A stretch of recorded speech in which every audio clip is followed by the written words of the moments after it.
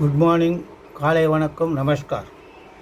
Yoga is a holistic practice weaving together physical movement, breath work and meditation for overall well-being.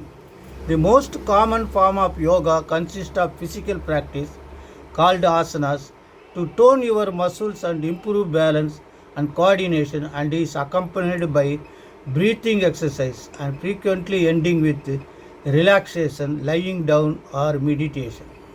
Research has found yoga as effective as medication in managing anxiety, stress and in improving muscular strength and endurance. A yoga session can vary depending on the school style and how advanced the class is. One of the first mentions of yoga-like practices was found in the ancient Hindu text known as Rig Veda, an ancient Indian collection of Vedic Sanskrit hymns, and in the Upanishads, ancient texts from India that were composed only in Sanskrit. வணக்கம். யோகா என்பது ஒரு புனிதமான உடற்பயிற்சி.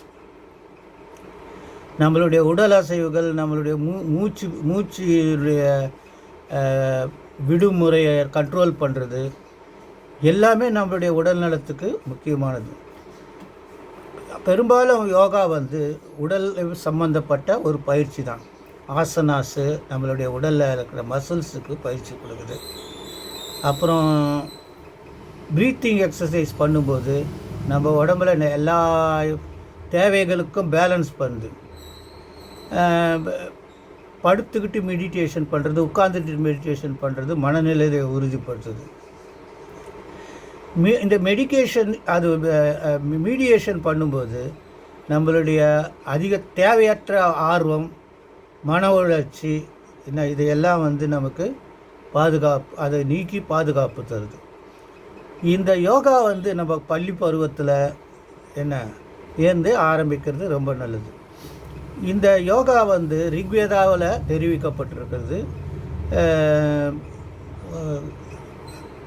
உபனிஷத்துலேயும் தெரியப்படுத்திருக்கு. ஆனால் இவை எல்லாமே சமஸ்கிருத மொழியில் இருக்குது. नमस्कार. आप लोगों को ये मालूम होना चाहिए, योगा जो है वो भगवान का दिया हुआ है एक्सरसाइज, तो वो अपना शरीर को अच्छा रखने में काम आता है. हम फिजिकली उसको प्रैक्टिस करेंगे, आसना करेंगे और ब्रीथिंग एक्सरसाइज करेंगे. ये सब अपने शरीर में जो भी सीजन्स है वो ऊपर नीचे आने से बैलेंस करके कम करता है. तो आप इस बच्चे स्कूल जब पढ़ते वक्त से ही योगा शुरू कर सकते हैं. ये योगा जो है वो ऋग्वेदा में लिखा हुआ है, कहा गया है, फिर उपनिषद में कहा गया है, मगर ये सब संस्कृत में है. नमस्कार.